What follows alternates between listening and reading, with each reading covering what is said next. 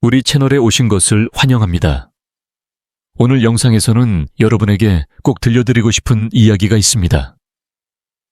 이 이야기를 듣고 나면 누구나 깊이 생각하게 될 거라고 믿어요.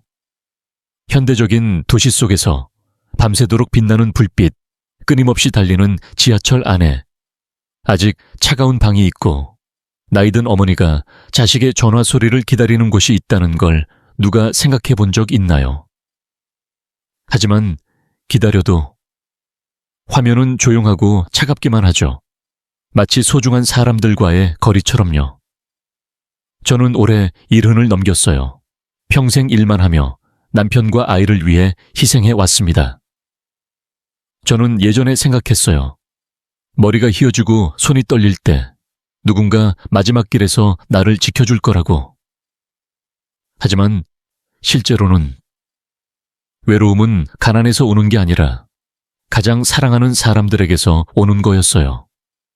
어느 날 저는 용기를 내서 아들에게 전화를 걸었어요. 그리고 단 한마디 부드럽게 말했죠. 이번 주말 엄마 집에 와줄래? 엄마가 네가 좋아하는 음식을 만들어줄게. 하지만 수화기 너머의 대답은 마음이 얼어붙을 만큼 차가웠어요. 친애하는 여러분, 제가 이제부터 할 이야기는 제 슬픔만이 아니라 우리 모두에게 주는 경고이기도 해요. 자신의 모든 걸 희생해 준 사람을 외롭게 기다리는 날들로 만들지 마세요. 끝까지 들어주세요. 이 이야기가 당신에게 전화를 들어 누군가에게 걸게 만드는 계기가 될지도 몰라요. 늦기 전에. 저는 김영자입니다. 이 작은 아파트에 혼자 앉아 조용한 공간에서 시계 똑딱거리는 소리를 듣고 있어요. 밖에서는 서울이 오늘도 변함없이 빛나고 있어요. 지하철이 끊임없이 달리고 사람들을 바쁜 생활 속으로 끌어들이고 있어요. 누구나 바쁘고 누구나 힘들어요. 하지만 발전할수록 저는 한 가지를 분명히 느껴요. 같은 지붕 아래 사는 가족 사이의 거리가 예전보다 훨씬 멀어지고 있다는 걸. 천천히 주위를 둘러봤어요. 작고 네모난 방은 너무 정돈되어서 때때로 상자 안에 있는 것처럼 느껴져요. 웃음소리는 없고 누군가 돌아오는 발소리도 들리지 않아요. 낡은 TV에서는 차가운 뉴스가 흘러나오고 선풍기 돌아가는 소리만이 아무것도 변한 게 없어 라고 제게 말해요. 매일 아침 저는 몇 년째 이어오던 습관을 반복해요. 아침 6시에 일어나서 창문을 열고 첫 햇살이 커튼을 통해 스며드는 걸 느껴요. 보리차를 끓여서 작은 나무 테이블에 놓고 한 모금씩 마셔요. 저는 남편이 살아있을 때부터 이 습관을 이어왔어요. 당시 남편은 제 맞은편에 앉아 차를 마시며 일 이야기나 동네 사소한 일들을 들려줬어요. 지금은 어때요? 맞은편 의자는 여전하지만 비어 있어요. 저는 의자에서 눈을 떼고 가족 사진이 놓인 테이블 모서리를 봐요. 사진에는 저와 남편, 그리고 외아들이 찍혀 있어요. 그는 아직 작고 천진난만하게 웃으며 홍대 공원 피크닉에서 볼을 불키고 있어요. 저는 살짝 차가운 유리에 손을 대봤어요. 가족이 함께하는 식사는 얼마나 안 한 걸까요? 아들이 엄마 다녀올게 라고 말해준 건 얼마나 먼 옛날일까요? 남편이 10년 전에 심장병으로 세상을 떠난 후 저는 모든 애정을 아들에게 쏟았어요. 항상 이렇게 생각했어요. 아들이 행복하다면 어떤 고생도 견딜 수 있어 라고. 그때 저는 봉제 공장에서 아르바이트를 하며 아들 대학 등록금을 마련하기 위해 낮밤 없이 일했어요. 결혼 반지를 판 적도 있어요. 남편이 남겨준 유일한 유품. 아들의 첫 학기 등록금을 치르기 위해서만요. 아들이 졸업하고 처음으로 정장을 입고 출근하는 모습을 보고 저는 행복해서 울었어요. 자신이 옳은 일을 했다고 믿어요. 하지만 오늘 저는 이 작은 방에서 그저 기다리고만 있어요. 전화를 기다리고 아들로부터의 메시지를 기다려요. 그러나 전화기는 그저 조용히 있어요. 때때로 잠은 해요. 어디서 잘못된 걸까? 사랑이 너무 과해서 아들을 숨 막히게 한 걸까? 아니면 이 혹독한 사회가 젊은이들을 돈 때문에 달리게 하고 가족을 잊게 만든 걸까? 모르겠어요. 그저 아는 건 아들이 그리운 거예요. 너무 그리워서 여러 번 밤에 조용히 앉아 몇 달 전에 온 아들의 오래된 음성 메시지를 들어요. 엄마, 이번 주는 바빠서 못 가. 엄마, 건강 챙겨. 그 목소리는 예전에는 아주 가까이 느껴졌는데 지금은 아주 멀게 느껴져요. 저는 살짝 한숨을 쉬고 테이블 위에 전화기를 바라봐요. 순간의 망설임이 있지만 수화기를 들었어요. 몇 달 만에 아들에게 전화할 결심을 했어요. 심장이 세게 뛰고 손이 떨려서 전화기를 떨어뜨리지 않게 꽉 쥐었어요. 익숙한 번호를 누르고 귀에 대어 호추름이 울리고 한 번 또 한 번 가슴속 깊이 울리는 듯 이어져요. 그리고 그가 받았어요. 여보세요? 아들의 목소리는 짧고 낮아요. 저는 서둘러 말했어요. 가슴에 고동을 누르며. 얘야, 이번 주말 엄마 집에 와줄래? 엄마가 네가 좋아하는 음식을 만들어 줄게. 어릴 적 좋아했던 김치찌개 같은 거. 수화기 너머는 조용했어요. 도시의 소음만이 울렸어요. 저는 기다리고 있어. 1초 1초가 한 세기처럼 길게 느껴졌어요. 그때 그의 목소리가 울렸어요. 차갑고 피곤한 톤으로. 엄마, 집에 가라고? 무리야. 바빠. 돈도 벌어야 하니까. 저는 말을 잃었어요. 그 말은 마루대 날카로운 칼이 심장을 찌르는 듯 했어요. 그 순간 주위의 모든 소리가 사라졌어요. 그저 세게 뛰는 제 심장 소리만 남았어요. 막히는 듯하고 아픔이 스치네요. 저는 눈물이 흘러내리는 걸 느끼면서도 미소를 지으려 했어요. 떨리는 목소리로 말했어요. 응, 알았어. 일 계속해. 건강 챙겨. 전화기를 테이블에 놓았어요. 손이 떨려서 닫을 수도 없었어요. 오래전에 준비한 봉투를 바라봤어요. 안에는 5천만 원이 들어있어서 생일 선물로 주려고 했던 돈이었어요. 저는 그 봉투를 받았을 때 그가 미소를 밝히는 모습을 상상했어요. 제 마음이라고 말했을 때 그의 놀란 눈을 상상했어요. 하지만 지금은 어때요? 저는 조용히 봉투를 서랍에 넣었어요. 서랍 문이 쾅 닫히고 가슴속 문도 똑같이 닫히는 소리가 났어요. 그날 밤 TV는 켜지 않았어요. 어둠 속에서 가만히 앉아 발코니 밖에서 비가 똑똑 떨어지는 소리만 들었어요. 커튼 틈새로 스며드는 도시의 불빛이 나무 바닥에 눈물 같은 무늬를 만들었어요. 저는 자신에게 물었어요. 아들은 한 번이라도 생각해 본 적 있을까? 엄마가 얼마나 외로운지. 저는 오랜 시간 가만히 앉아 앞의 공간을 바라봤어요. 그 전화 후 방은 더 넓고 더 차갑게 느껴졌어요. 심장 소리가 분명히 들렸어요. 천천히 무겁게 뛰는 소리가. 마루대 낡은 나무 문을 두드리는 소리처럼 영혼에 울렸어요. 저는 마음속으로 말했어요. 어쩌면 그가 오를지도 몰라. 바쁘니까. 일은 중요해. 돈도 중요하고 이 사회가 얼마나 혹독한지 나도 알아. 그래서 탓할 수 없어.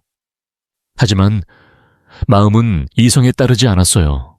가슴속 깊이 날카로운 아픔이 계속 흘러서 혈관을 달리고 숨이 막히는 듯 했어요. 저는 테이블에서 일어나 발코니로 나갔어요. 밤의 서울 하늘은 불빛에 빛나고 있었어요. 지하철이 달려가고 고층 빌딩 창에 불빛이 별처럼 반짝여요. 사람들은 이곳을 잠들지 않는 도시라고 불러요. 하지만 여기 서 있으니 그저 끝없는 외로움만 느껴질 뿐이었어요. 저 혼잡한 사람의 바닷속에서 제 옆에는 더 이상 아무도 없었어요. 눈을 감고 차가운 바람을 얼굴에 느꼈어요. 옛 기억이 갑자기 되살아났어요. 아들이 태어난 날을 저는 아이처럼 울었던 걸 기억해요. 병실은 흰 빛으로 가득하고 의사와 간호사들의 목소리가 활기차웠어요. 그를 가슴에 안았어요. 작고 붉은 작은 손이 공중에서 휘저었어요. 저는 그를 보며 마음속으로 맹세했어요. 오늘부터 엄마는 너를 지키기 위해 사는 거야. 그 후의 세월은 바쁘지만 행복한 날들이었어요. 밤늦게까지 깨어있고 아침 일찍 일어나 죽을 끓이고 기저귀를 빨고 그를 유치원이나 초등학교에 데려갔어요. 그가 6살 겨울을 아직도 선명하게 기억해요. 그날 그는 40도 고열을 냈어요. 눈바람 속에서 그를 안고 긴 골목을 달렸어요. 발은 얼고 눈물은 걱정으로 넘쳤어요. 의사는 말했어요. 괜찮아. 주사만 맞으면 돼. 그때 저는 의자에 주저앉아 어깨를 떨며 안도했어요. 그리고 그는 컸어요. 중학교 입학한 날, 저는 그에게 새 가방을 사줬어요. 당시 월급은 빠듯한 생활이었는데도 자신의 따뜻한 옷 사는 걸 참고 그가 좋아하는 축구를 위해 좋은 운동화를 마련했어요. 그가 운동장에서 달리는 모습을 보면 모든 고생이 가치 있게 느껴졌어요. 그리고 남편이 갑자기 세상을 떠났을 때 저는 그의 사진을 안고 맹세했어요. 괜찮아. 아이 교육은 제대로 볼게. 아빠와 엄마 둘 다 될 테니까. 봉제 공장에서 아르바이트를 하며 바늘이 손가락에 찔려 피가 배어도 참았어요. 그의 미래를 위해서라면 저는 모든 걸 희생할 수 있었어요. 그가 서울대학교에 합격한 날, 저는 목이 메어 눈물을 흘리며 그를 안고 말했어요. 잘했어, 내 아들. 이제부터 제대로 살아가. 졸업식 날, 그는 남색 정장을 입고 저와 함께 사진을 찍었어요. 그 눈은 자신감으로 가득하고 4월의 태양처럼 빛났어요. 그는 말했어요. 엄마, 나 성공할게. 엄마를 자랑스럽게 해줄게. 저는 그 말을 믿었어요. 너무 믿어서 한 번도 생각하지 않았어요. 아들의 입에서 이런 말을 듣게 될 날이 올 줄이야. 집에 가라고. 무리야, 바빠서 돈 벌어야 해. 저는 방으로 돌아와 바닥에 앉았어요. 떨리는 손으로 서랍을 열고 다시 봉투를 꺼냈어요. 뚜껑을 열고 안에 새 지폐 다발을 바라봤어요. 연금과 적은 저축을 조금씩 모은 돈이었어요. 저는 그걸 주는 순간의 아름다운 풍경을 여러 번 상상했어요. 그의 행복한 미소를 보고 싶고 어릴 적처럼 세게 안아주고 싶어요.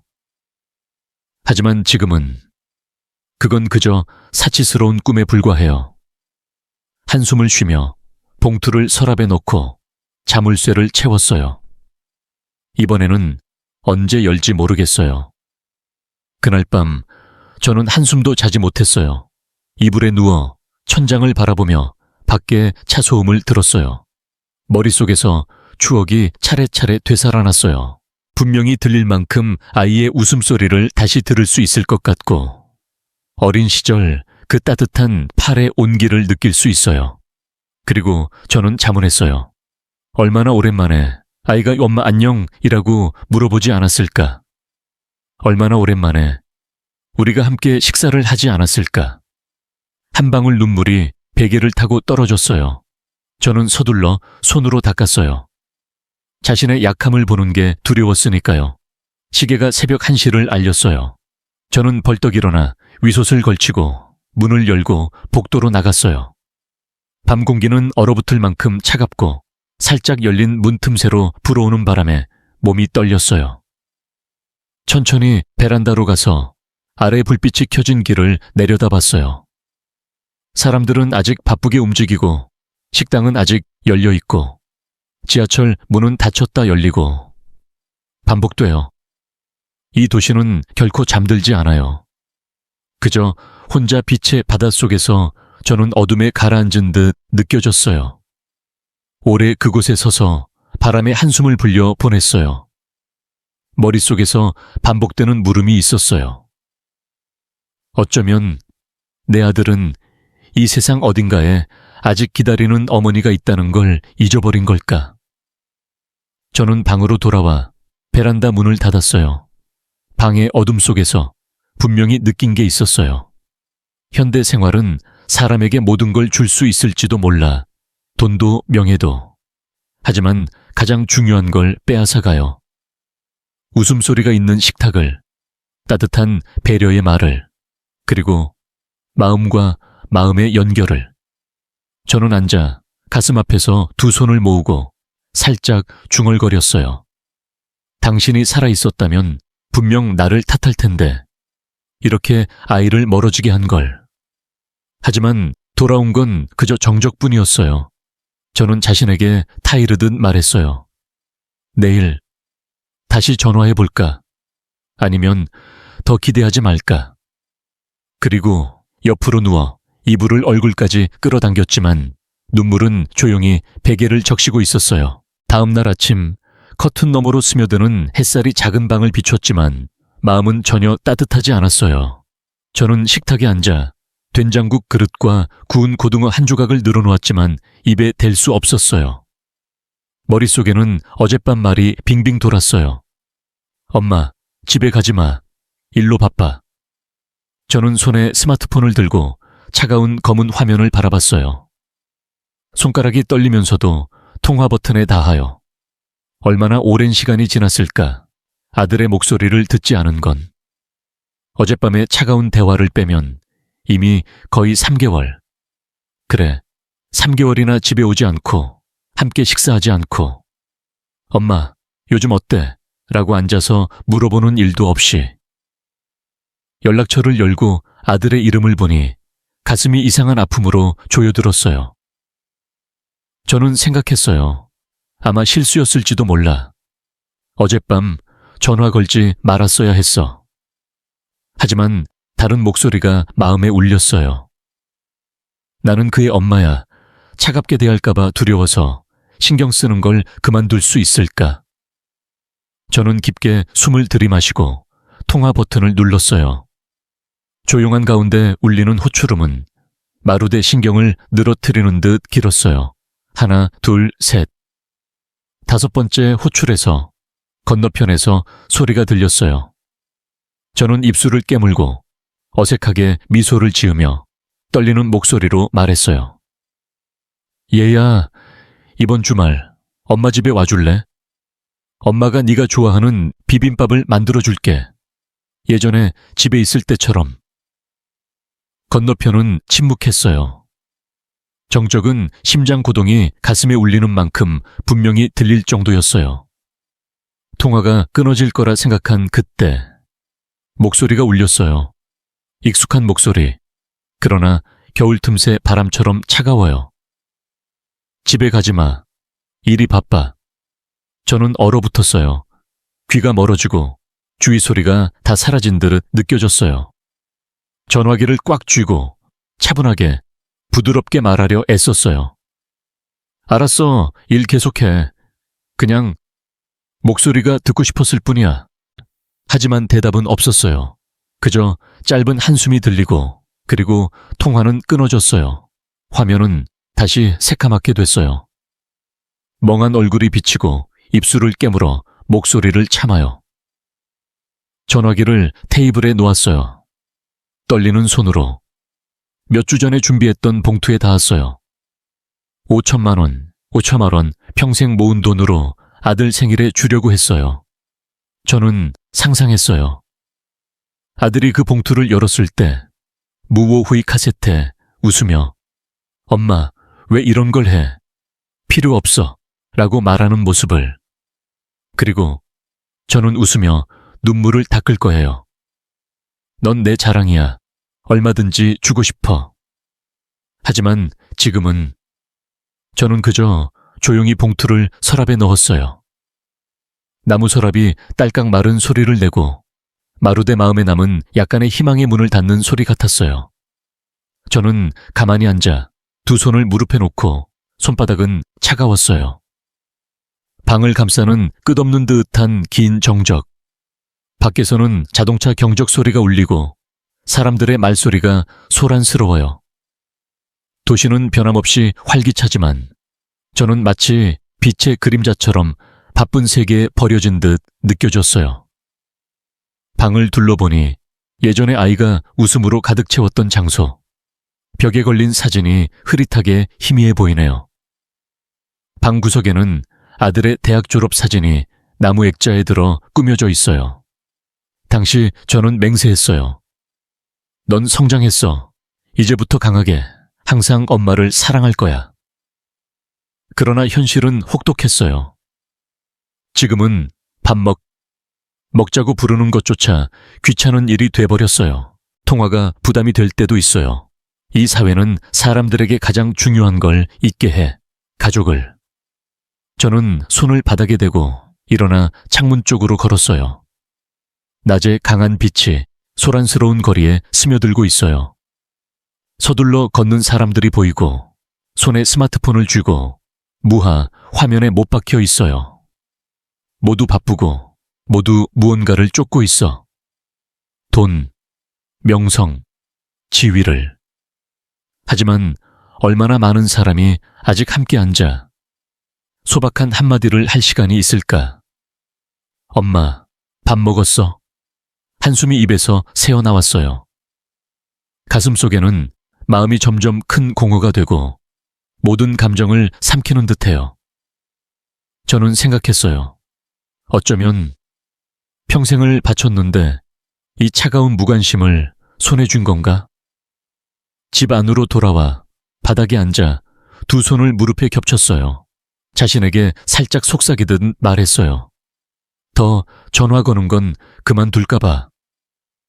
그러나 그때 지금까지 생각한 적 없던 다른 생각이 마음에 스며들었어요. 만약 아들이 나를 필요로 하지 않는다면 나는 무엇을 위해 사는 걸까? 아니면 이번에는 나 자신을 위해 살아볼까? 그 생각이 제게 달라붙고 방의 어둠 속에서 커져가요. 밖에서는 지하철 종소리가 울리고 일정한 리듬으로 제게 결단을 재촉하는 듯해요. 저는 아직 서랍에 있는 봉투를 올려다봤어요. 손가락이 살짝 책상의 나무 끝에 닿아요. 이번에는 열지 않았어요. 그저 눈을 감고 이렇게 자신에게 타이르듯 말했어요.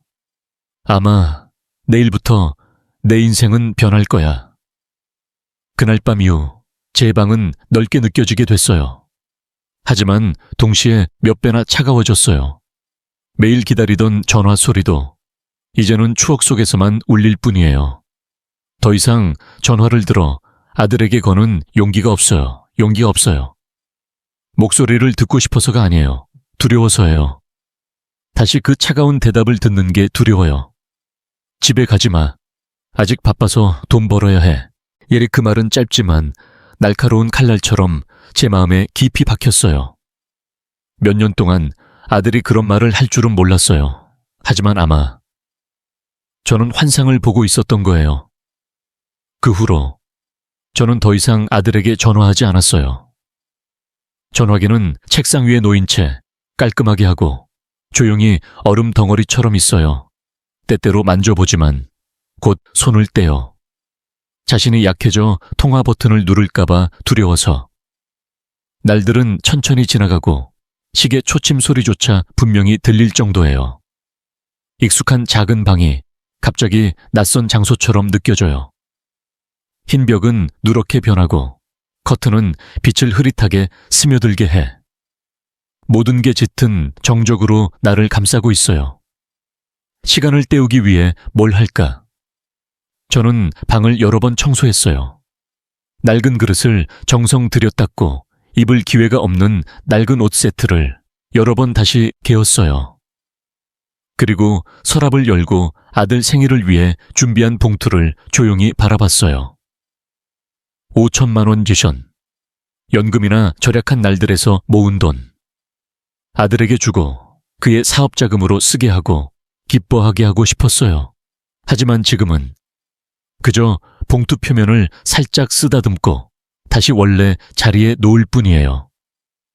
서랍을 3개 닫고 남은 모든 희망을 아무도 만질 수 없는 어두운 구석에 가둔 듯해요. 밤이 찾아오고 밖에 가로등이 창에서 스며들어 색바랜 바닥에 흐릿하게 빛을 흩뿌려요. 저는 창가에 앉아 서두르는 차의 긴 빗줄기를 바라보고 있어요. 밖의 세계에서는 사람들은 바쁘게 살고 일에 쫓기고 돈을 쫓아 저는 이제 이 내벽 안에 세계를 가두고 있어요. 여기만이 제 호흡 소리가 울리고 때때로 먼 밤바람의 신음소리와 겹치는 곳이에요. 작은 기쁨을 찾으려 했어요. 아침에 따뜻한 한 잔의 차, TV 요리 프로그램, 책상 서랍에 남은 낡은 잡지. 그러나 그것들은 모두 제 마음의 공허를 채울 수 없었어요. 아들이라는 이름의 공허를 그날 밤 저는 잠을 이루지 못했어요. 얇은 이불에 쌓여 웅크리고 캄캄한 천장을 바라보고 있어요. 그리고 낡은 영상이 천천히 되살아났어요. 어린 아들이 처음 걸은 날 작은 발로 비틀거리며 바닥 위를 걷는 모습. 저는 두 팔을 벌리면 아들은 웃으며 제 팔에 뛰어들었어요. 엄마. 그 부름소리는 지금도 귀에 울려요. 겨울 아침도 떠올라요. 새벽 5시에 일어나 몰래 부엌에서 도시락을 만든 거. 황금빛 계란말이를 정성 들여 싸고 김치를 몇 조각 더 하고 몇 번이나 타이르듯 말했어요. 밥 다 먹고 생선은 남기지 마. 아들은 미소 지으며 고개 끄덕이고 자신의 몸보다 큰 가방을 메고 달려갔어요. 대학 합격한 날도 기억해요. 저는 아들을 세게 안고 목이 메어 웃으며 말했어요. 잘했어. 엄마는 너를 자랑스러워해. 서울에서 아이를 공부시키기 위한 돈을 마련하기 위해 저는 결혼식 때 산 남편의 유일한 유품인 귀걸이를 팔았어요. 저는 그걸 아깝지 않아요. 왜냐하면 아이의 미래가 있다면 어떤 희생도 가치 있다고 생각했으니까요. 그리고 지금 제가 받은 건 단 4글자뿐이었어요. 집에 가지 마. 저는 아이를 탓하지 않아요. 그저 이 인생의 아이를 다른 사람으로 바꿔버린 것만 원망해요. 더 이상 제가 모르는 사람이 돼버렸어요. 어제 저는 휴대폰을 열고 심심풀이로 SNS를 봤어요. 거기 눈길을 끄는 기사가 있었어요. 한국의 고령자 고독사율이 사상 최고에 달했다. 기사를 다 읽고 저는 쓰디쓴 미소를 지었어요. 보아하니 저만 예외가 아닌가 봐요. 이 나라 안에서 밤늦게까지 지하철이 달리고 불빛이 켜진 길 사이에 저처럼 작은 방에 앉아 영원히 오지 않을 가족의 전화를 기다리는 수백만 명의 사람들이 있다는 걸 알았어요. 한국은 현대적이고 문명적이고 편리한 나라라고 해요. 하지만 여기서 나이든 마음이 어둠의 구석에서 잊히는 장소이기도 하다는 걸 아는 사람은 적어요. 아이들은 돈을 쫓고 부모는 그저 조용히 기다릴 뿐이에요. 자신들도 더 오지 않을 걸 알면서요. 오늘 밤 저는 보리차를 타서 마셨어요. 보리의 부드러운 향기가 조용한 방에 퍼져요. 한 모금 들이켜 따뜻한 차가 목을 지나가는 걸 느껴요. 하지만 가슴속 깊이는 차갑게 얼어붙어 있어요. 갑자기 눈물이 흘러 넘쳐 찻잔 안에 떨어졌어요. 테이블에 찻잔을 놓고 서둘러 손으로 닦으려 했지만 미처 못했어요. 눈물은 멈추지 않고 예고 없이 계속 흘러요. 저는 누구를 위해 우는 걸까요? 자신을 위해일까요? 타인을 위해 살아 자신을 돌본 적 없는 나? 아이를 위해 모든 걸 희생한 세월을 위해일까요? 아니면 목숨보다 사랑하는 아들이 나를 짐으로 생각하는 걸 위해일까요? 어느 순간 저는 다시 서랍을 열었어요. 조용히 비밀처럼 누워있는 5천만 원의 봉투. 저는 자문했어요. 만약 이 돈을 아이에게 보내면 그는 기뻐할까? 아니면 짧게 고마워, 엄마라고만 답하고 등을 돌려 인생을 계속할 뿐일까? 그날 밤 저는 한숨도 자지 못했어요. 창밖을 바라보니 겨울 서울의 하늘이 빛으로 흐릿하게 밝혀지고 멀리서 깜박이는 넌 불빛이 보였어요. 그리고 인생에서 처음으로 이렇게 생각했어요. 어쩌면 자신을 위해 사는 때일지도 몰라. 지금까지 그런 생각을 한 적 없었어요. 저는 평생 부모를 위해, 남편을 위해, 아들을 위해 희생해 왔어요. 자신에게 물은 적이 한 번도 없었어요. 나는 행복할까? 지금 그 물음이 분명히 머릿속에 울렸어요. 만약 내일이 인생 마지막 날이라면 후회할까? 대답은 바로 왔어요. 네, 아주 후회해요. 가고 싶었던 장소에 한 번도 간 적 없는 걸, 좋아하는 걸 가격 걱정 없이 먹은 적 없는 걸, 가장 예쁜 옷을 입고 거울 앞에서 자신에게 미소 지은 적 없는 걸, 평생 타인을 기쁘게 하기 위해 사는 걸 후회하고 있어요. 저는 갑자기 일어나 책상 램프를 켰어요. 밝은 노란빛이 익숙한 방을 비추지만 저는 그 어느 때보다 분명히 깨달았어요. 자신을 바꿔야 한다는 걸. 지금 당장. 저는 옷장으로 다가가 서랍을 열고 5천만 원의 봉투를 꺼냈어요. 손은 더 이상 떨리지 않아요. 지갑에 넣고 휴대폰을 들어요. 이번에는 아들에게 전화하지 않아요. 여행사에 전화를 걸었어요. 활기찬 직원의 목소리가 응답했어요. 전화 주셔서 감사합니다. 어떤 용건이신가요? 저는 살짝 미소 지었어요. 몇 달 만에 처음 미소예요. 긴 여행을 예약하고 싶어요. 아주 긴 여행을. 혼자서 되시나요? 저는 얼굴을 들고 거울을 봤어요. 거기 비치는 백발 여성이 나를 바라보고 있어요. 그 눈은 오랜만에 잃었다고 생각했던 빛이 다시 빛나고 있었어요. 네, 혼자요. 그날 밤 저는 거의 잠을 이루지 못했어요.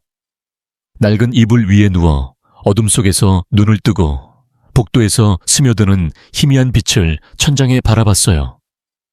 시계 초침 소리가 깊은 계곡에 떨어지는 빗방울처럼 울려 퍼지고 끝없이 이어져요. 머릿속에 아들의 말이 여러 번 반복돼요. 엄마, 집에 가지 마. 아직 일로 바빠. 그 목소리는 차갑고 먼 거예요. 예전에 엄마에게 달라붙어 매일 이야기를 졸랐던 그 아이가 아니에요. 처음 학교에 간 날 손을 꼭 잡아준 어린아이도 아니에요. 제가 몸을 돌려 이불을 뒤집었어도 소용없었어요. 잊으려 하면 할수록 기억은 폭풍의 밤 파도처럼 세게 밀려와요. 저는 태어난 지 얼마 안 된 그의 작은 손이 제 손가락을 세게 쥔 날을 분명히 기억해요. 저는 생각했어요. 이 손을 평생 지킬게. 무엇을 희생하더라도. 추운 겨울밤, 서울에서 저는 밤새 깨어 그를 이불로 감싸 감기가 악화되지 않을까 걱정했어요. 대학 합격한 날 저는 그를 안고 울며 웃으며 말했어요. 잘했어. 엄마는 너를 자랑스러워해. 공부를 위한 돈을 마련하기 위해 저는 결혼 기념에 귀걸이를 팔았어요. 남편이 세상을 떠나기 전에 남긴 유일한 물건이에요. 하지만 저는 후회하지 않아요. 제가 믿는 건 아이가 성공하기만 하면 어떤 희생도 같이 있다는 거예요. 그런데 지금 제가 받은 건 차가운 한마디뿐이었어요. 단 4글자, 하지만 마치 마음에 박히는 칼날 같았어요. 집에 가지 마. 저는 일어나 전등을 켰어요. 희미한 노란 빛이 평소 방을 감쌌지만 갑자기 그 방이 낯선 장소처럼 느껴졌어요. 낡은 거울 앞으로 다가갔어요. 나이 들어 색바랜 나무 테두리. 거울 속에는 백발 여성이 가만히 나를 바라보고 있었어요. 그 얼굴에는 무수한 주름이 새겨지고 피곤한 눈은 빛을 잃었어요. 저는 살짝 뺨에 손을 대봤어요. 주름투성이로 마른 피부. 수십 년 전 자신의 모습과 너무 달라요. 저는 중얼거렸어요. 이게 나? 아니면 그냥 그림자? 그 말은 마치 너무 늦은 각성의 벨처럼 머리에 울렸어요. 저는 평생을 타인을 위해 바쳐왔어요. 부모를 위해, 남편을 위해, 아들을 위해. 자신에게 물은 적 없었어요. 나는 행복할까? 하지만 지금 거울 속 자신의 눈을 본 순간 그 물음이 달빛처럼 분명히 떠올랐어요. 만약 내일이 인생 마지막 날이라면 후회할까? 대답은 즉시 돌아왔어요. 생각할 것도 없이. 네, 아주 후회해요. 저는 한 번도 간 적 없는 꿈의 장소에 가지 못한 걸 후회해요. 옛날에는 한 번이라도 아름다운 한복을 입고 만발한 벚꽃 아래에서 사진을 찍고 싶었어요. 전통적인 한정식을 작은 가게에서 호수를 보며 맛보고 싶었어요. 제주도에서 일출을 보고 파도 소리를 듣고 싶었어요. 하지만 72년 동안 한 번도 자신을 위해 뭔가를 한 적 없어요. 저는 타인을 위해 살아왔어요. 어린 시절 부모를 위해, 젊은 시절 남편을 위해, 그리고 평생 아들을 위해, 그리고 그들이 더 필요로 하지 않게 됐을 때 제게는 자신만 남아 텅 비고 외롭고 어떻게 살아야 할지 모르게 됐어요. 저는 옷장으로 다가가 서랍을 열었어요. 5천만 원의 봉투가 조용히 거기 누워 있었어요. 마치 비밀처럼 이 돈은 몇 년 걸쳐 모은 거로 아들 생일에 줄 예정이었어요. 저는 생각했어요. 그냥 아이가 기뻐하면 나는 충족된다고. 하지만 오늘 밤 그 봉투를 보고 한 가지를 깨달았어요. 이대로 살아가면 언젠가 아무도 모르게 이 차가운 방에서 죽을 거라고. 그리고 이루어지지 않은 꿈을 모두 무덤에 가져갈 거예요. 저는 그런 게 싫어요. 그런 인생은 걸을 수 없어요. 봉투를 지갑에 넣으니 손의 떨림이 멈췄어요. 오랜 세월 만에 제 가슴에 작은 불꽃이 피었어요. 약하지만 오랫동안 차가워진 마음을 드기에는 충분한 불꽃이에요. 저는 휴대폰을 들었어요. 이번에는 아들에게 전화하지 않아요. 오래전부터 저장해둔 여행사 번호를 찾아 마침내 다이얼했어요. 수화기 너머에는 젊고 활기찬 목소리가 울렸어요. 안녕하세요. 어떤 용건이신가요? 저는 깊게 숨을 들이마시고 미소를 지었어요. 몇 달 만에 첫 미소예요. 긴 여행을 예약하고 싶어요. 아주 긴 여행을. 건너편 여성은 조금 놀란 듯 말했어요. 혼자신가요? 저는 얼굴을 들고 거울을 봤어요. 비치는 백발 여성은 나지만 그 눈은 달랐어요. 눈물에 흐려지지 않고 오랫동안 사라졌다고 생각했던 빛이 다시 빛나고 있었어요. 저는 확신을 갖고 대답했어요. 네, 혼자요. 전화를 끊었을 때 가슴 고동이 새서 손을 가슴에 대고 진정시켰어요. 침대에 앉아 눈을 감고 오랜 세월 만에 제가 가벼워진 걸 느꼈어요. 마루대 어깨에서 청은의 짐이 내려간 듯해요. 저는 그저 전화를 기다리는 부인이 아니에요. 이제부터 꿈꿨던 장소에 제 발로 가요. 누군가에게 증명하기 위해서가 아니에요. 그저 살기 위해, 남은 날들을 정말로 살기 위해. 제가 이런 나이로 아직 캐리어를 들고 낯선 길에 나설 수 있을 줄은 몰랐어요.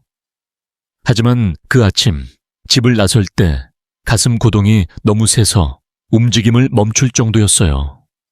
현관문이 닫히는 소리는 새로운 시작의 종소리 같았어요. 작은 아파트는 조용하고 평소의 나무 의자는 그대로, 항상 쓰던 찻잔에는 시간의 희미한 흔적이 남아있어요. 저는 다시 한번 방을 둘러봤어요. 그리워서가 아니에요. 외로운 날들과 결코 울리지 않는 전화 소리에 작별을 고하기 위해. 아침 지하철은 사람으로 가득 차고 모두가 서둘러 발걸음을 옮기며 누군가 등에 떠밀리는 듯해요. 저는 구석에 붙어 비행기 티켓을 넣은 가방을 안았어요. 홍대에서 인천공항까지 1시간쯤이지만 제 마음은 그보다 훨씬 길게 느껴졌어요. 주위의 젊은 얼굴들을 둘러보고 모두가 휴대폰을 들고 바쁜 듯한 눈을 하는 걸 봤어요. 저는 생각했어요. 이 사람 혼잡 속에서 자신의 부모가 지금 뭐 하고 있는지, 어디 앉아 있는지, 외롭지 않은지 생각한 사람은 있을까? 누가 기억할까? 나이 든 사람이 단 한마디 배려, 함께하는 식사를 기다릴 뿐인데 영원히 오지 않는 걸? 그렇게 생각하니 저는 제 손을 세게 쥐고 마음속으로 말했어요. 오늘은 더 울지 마. 오늘은 사는 날이야. 저는 비행기 출발 시간 거의 2시간 전에 인천공항에 도착했어요. 대기실에 앉아 지갑을 열고 5천만 원의 봉투를 봤어요.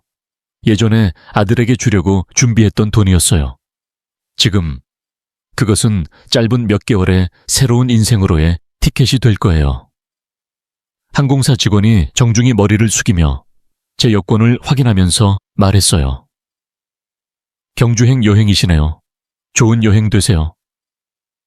저는 머리를 숙여 답하고 가슴이 뜨거워졌어요. 얼마나 오랜만일까. 누군가에게 좋은 여행이라고 들은 건 아마 남편이 세상을 떠난 후부터예요. 아들은 항상 돈 이야기만 하고 일에 바빠 제게 한 번도 엄마 안녕이라고 물은 적 없어요. 저는 감정을 삼키며 보안 검색대를 통과했어요. 스피커의 안내방송, 카트 바퀴 소리, 먼 비행기 엔진 소리. 그 모든 게 제가 70년 이상 기다린 여행의 시작 멜로디처럼 느껴졌어요. 경주에 도착하니 공기는 가라앉은 나무 향기와 벚꽃의 은은한 향으로 감싸여 있었어요. 길 양쪽에는 낡은 기와 지붕집들이 버드나무 줄기에 그늘에 희미하게 보이고 돌길이 고요한 거리에서 제 발소리조차 분명히 들릴 정도였어요. 저는 한복 대여점에 들어갔어요. 젊은 점원의 미소는 4월 햇살처럼 밝고 부드럽게 연한 분홍 한복을 제게 살짝 걸쳐 주었어요. 손수 놓은 벚꽃이 섬세하게 장식돼 있었어요. 머리는 깔끔히 묶고 가는은 비녀를 꽂았어요. 거울을 보니 제 눈을 믿을 수 없었어요. 거울 속 여성은 나이의 주름이 얼굴에 새겨져도 조용한 아름다움을 바라고 늦게 핀 꽃처럼 자랑스럽게 피어 있었어요. 저는 살짝 치맛자락을 들고 걸으며 화려하게 핀 벚꽃 줄기 아래를 걸었어요. 꽃잎이 어깨에 스치며 속삭이듯 말했어요. 돌아오셨어요, 당신의 인생으로. 젊은 관광객이 사진을 함께 찍자고 하고 할머니, 아주 아름다우세요. 옛 영화 속 귀부인처럼 보이세요. 라고 말했어요. 저는 오랜만에 소리내 웃었어요. 그날 밤 젊은 사진가를 고용해 몇 장 사진을 찍었어요. 다리 앞에 서서 안개에 쌓인 산을 등지고 손에 부채를 쥐고 밝게 웃었어요. 숙소로 돌아와 SNS에 한 장의 사진을 올렸어요. 인생의 반 이상, 그리고 처음으로 자신을 위해 사는 걸 배웠어요. 몇 분 후 수십, 수백 개의 좋아요와 댓글이 달렸어요. 멋져요. 저도 할머니가 되면 이렇게 용감하고 싶어요. 댓글을 하나하나 읽으며 저는 따뜻함과 이상한 감각에 감싸였어요. 칭찬 때문이 아니라 몇 년 만에 자신이 아직 어딘가 세계에 존재한다는 걸 느꼈으니까 잊힌 그림자가 아니라. 그러나 저는 가슴이 가라앉는 걸 느꼈어요. 조회자 리스트 안에 아들의 이름이 있었어요. 그는 댓글도 메시지도 보내지 않고 그저 조용히 보고 있을 뿐이었어요. 저는 작게 한숨을 쉬고 스마트폰을 닫았어요. 그날 밤 낡은 여관의 이불 위에서 바람이 틈새를 스치는 소리를 들으며 저는 마음속으로 물었어요. 저쪽에서 아들은 무슨 생각을 할까? 다음 날 저는 부산으로 향했어요. 넌 불빛이 반짝이고 활기찬 거리 풍경은 조용한 경주와 전혀 달랐어요. 저는 거리에서 뜨거운 문어를 먹고 젊은 연인들이 웃는 걸 보며 마음이 가벼워졌어요. 한국 학생 그룹이 사진을 함께 찍자고 하고 할머니, 혼자 왔어? 멋져? 라고 칭찬해줬어요. 저는 웃으며 대답했어요. 응, 혼자지만 외롭지 않아. 그러자 그들은 환호성을 질렀어요. 그게 진짜 정신이야. 그 말은 제 마음을 두근거리게 했어요. 아마 외로움이라는 건 아무도 곁에 없는 게 아니에요. 가족이 있어도 마음이 멀어져 버린 때를 말하는 거겠죠. 일주일 후 저는 제주도에 내렸어요. 푸른 바다가 펼쳐지고 흰 모래사장, 하늘은 거대한 거울처럼 눈부신 햇살을 비추고 있었어요. 바다가 보이는 작은 방을 빌려 매일 아침 창문을 열면 바다 향기가 스며들어 제 마음의 덩어리를 부드럽게 녹여줬어요. 제주도에서 보낸 사흘째 아침, 저는 일찍 일어나 맨발로 차가운 모래사장을 걸으며 지평선에서 떠오르는 태양을 봤어요. 그 순간 저는 울었어요. 슬퍼서가 아니라 살아있다는 걸 느꼈으니까요. 정말로 살아있어요. 저는 자신에게 살짝 속삭였어요. 영자야, 너는 얼마나 자신을 잊고 있었니? 그날 밤 다시 사진을 SNS에 올렸어요.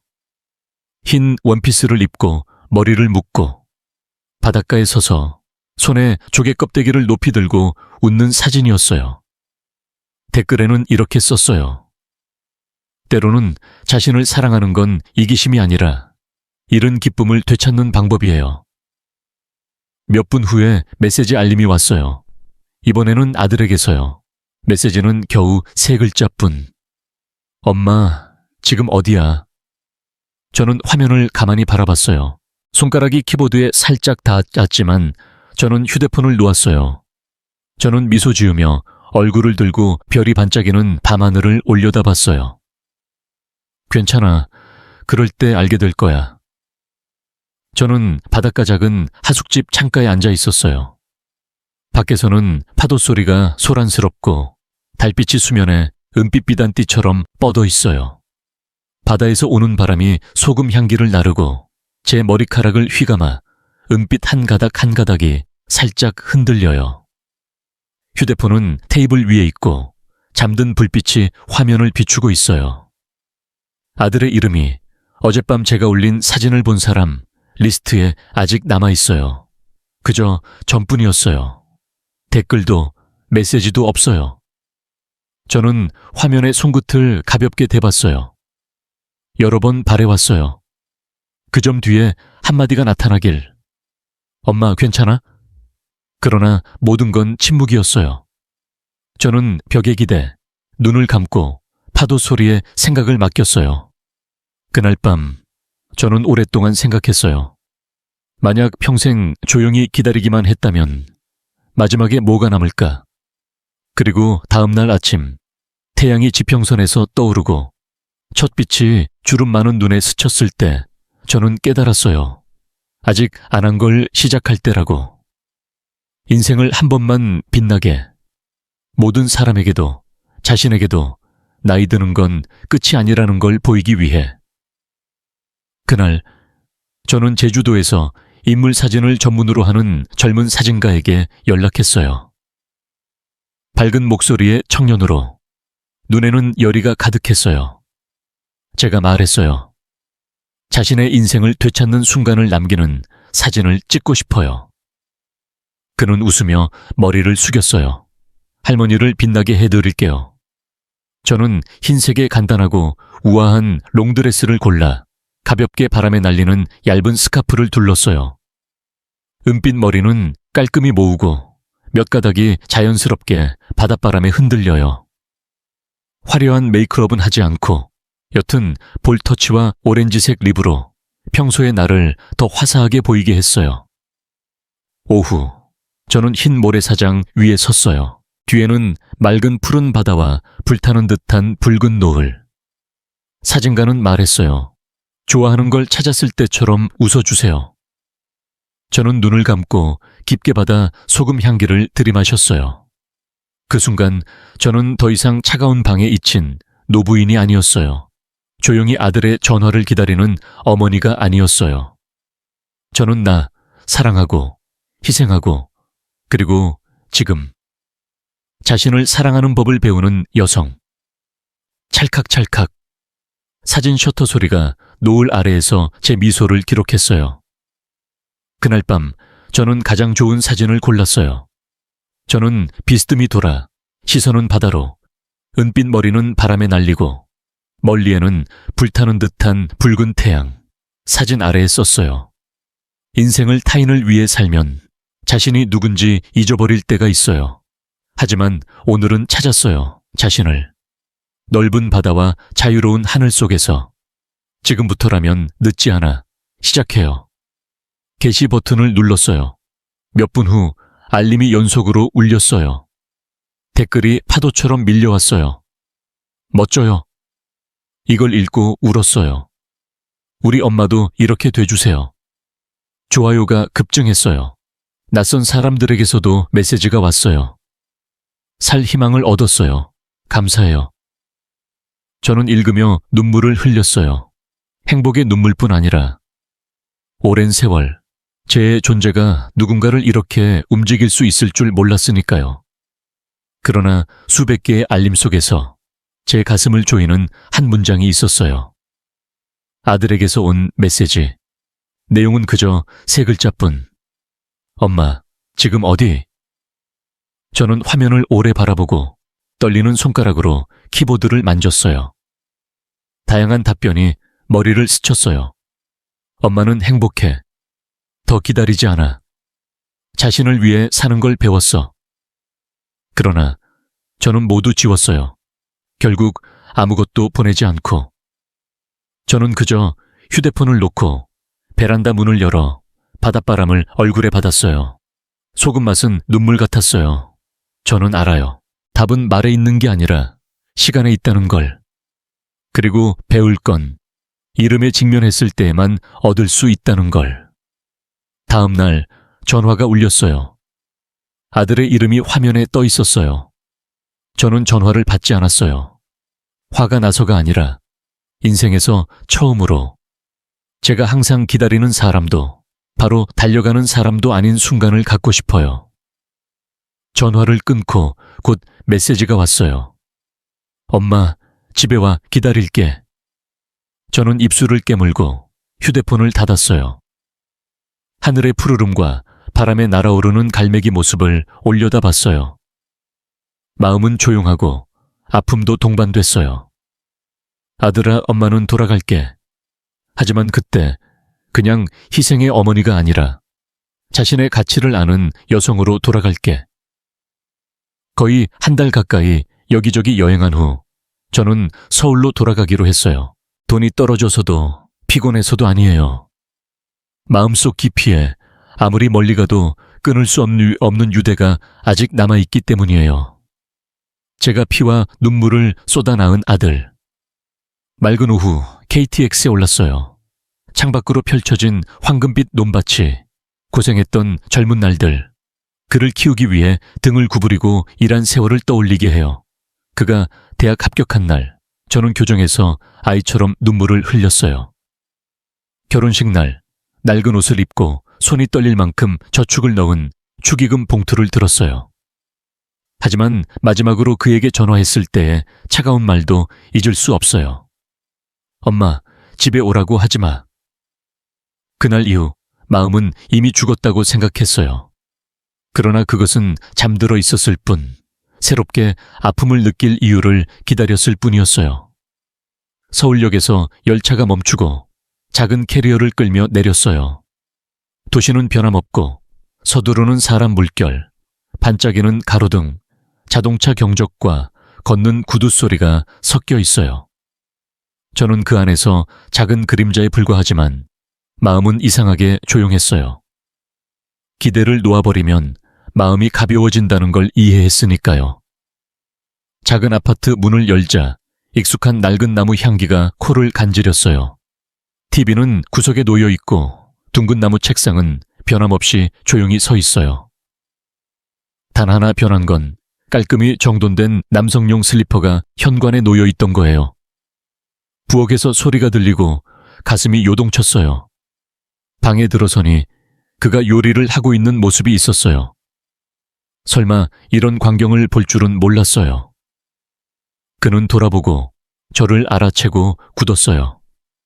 그 순간 두 사람의 눈이 마주쳤어요. 놀란 눈과 아직 눈물에 젖기 전의 바다 같은 동공. 엄마라는 갈라진 목소리가 바람 속에서 사라질 듯 울렸어요. 말이 나오지 않고 그저 서 있을 뿐이었어요. 그의 마음에는 무수한 질문이 소용돌이치는 게 느껴져요. 제 가슴에는 치유되지 않은 상처가 무수히 새겨져 있어요. 그는 제 앞으로 다가와 갑자기 무릎을 꿇었어요. 떨리는 손으로 제 손을 세게 쥐며 엄마, 미안해. 잘못했어. 항상 제 생각만 했어. 엄마를 외롭게 하고 견디게 했어. 엄마가 쓴 모든 글을 읽고 사진을 보고 마음이 찢어지는 기분이었어. 제발 한 번 더 기회를 줘. 저는 깊은 한숨을 쉬었어요. 그건 탓하기 위한 한숨이 아니라 마침내 무거운 짐을 내려놓은 마음의 한숨이었어요. 머리를 부드럽게 쓰다듬으며 말했어요. 일어나 아들아. 누구도 완벽하지 않아. 중요한 건 돌아오는 거야. 그날 밤 우리는 몇 년 만에 둥근 나무 책상을 둘러쌌어요. 그가 좋아하는 된장구이 고등어와 뜨거운 된장국을 만들었어요. 향기가 작은 방에 퍼지고 처마 끝 바람소리와 조화를 이루네요. 그는 아이처럼 불안한 눈으로 물었어요. 엄마, 많이 화났어? 저는 미소 지었어요. 화 안 났다고 하면 거짓말이야. 하지만 슬프진 않아. 왜냐하면 누구나 자신의 배움이 있다는 걸 이해했으니까. 그는 고개를 숙이고 밥 위에 눈물을 떨어뜨렸어요. 저는 묵묵히 접시에 고등어 한 조각을 더했어요. 말로 하지 않아도 음식 한 입과 미소로 천의 꾸짖음 대신이 될 수도 있어요. 그날 밤 그가 옛방에서 잠드는 걸 지켜본 후 저는 혼자 책상에 앉아 휴대폰을 열었어요. 여행 사진 한 장, 벚꽃 아래 한복을 입은 제 최고의 미소 사진을 골랐어요. 그리고 한마디 덧붙였어요. 잃고 나서 사랑하는 법을 배우는 건 늦어. 가족은 돈이 아니라 단 한마디 엄마, 안녕을 필요로 해. 나는 그걸 잊을 뻔했어. 그리고 거의 모든 걸 잃을 뻔했어. 게시는 순식간에 SNS에서 퍼졌고 100만 명이 공유했어요. 많은 TV 프로그램은 현대 효도 각성 메시지라고 불렀어요. 그러나 제게는 밖의 소라는 더 이상 중요하지 않아요. 가장 중요한 건 오늘 밤 이 작은 집이 더 이상 춥지 않다는 거예요. 밖에 서울 불빛은 여전히 환하게 빛나지만 제 마음에는 새로운 등불이 켜져 따뜻하고 부드럽고 희망으로 가득 차 있어요. 오늘 제 이야기는 여기서 끝나요. 많은 사람은 생각할 거예요. 왜 그 사람은 묵묵히 참았을까? 왜 아이를 탓하지 않았을까? 하지만 부모란 누구보다 용서의 이유를 찾는 마음이에요. 우리는 아이를 위해 평생을 바치고 때때로 스스로 사랑받을 가치도 잊기 쉽죠. 예전에 저는 행복은 아이가 곁에 있을 때뿐이라고 믿었어요. 그러나 지금 이해했어요. 행복은 자신을 위해 사는데도 오랫동안 잃은 미소를 되찾는 용기에도 있다는 걸. 그 여행은 저뿐 아니라 아들의 눈도 깨우쳤어요. 그리고 분명 여러분 중 누군가도 생각할 거예요. 마지막으로 부모에게 안녕이라고 물은 건 언제일까? 이 이야기로 미소 짓거나 혹은 살짝 전화를 들어 가족에게 거는 계기가 된다면 제 여행은 헛되지 않아요. 끝까지 이야기를 들어주셔서 감사합니다. 바쁜 날들 속에서도 마음속에 가족이라는 작은 장소를 소중히 간직하시길 바라요. 다음 영상에서 만나요. 모두가 각자의 집에서 평화를 찾으시길.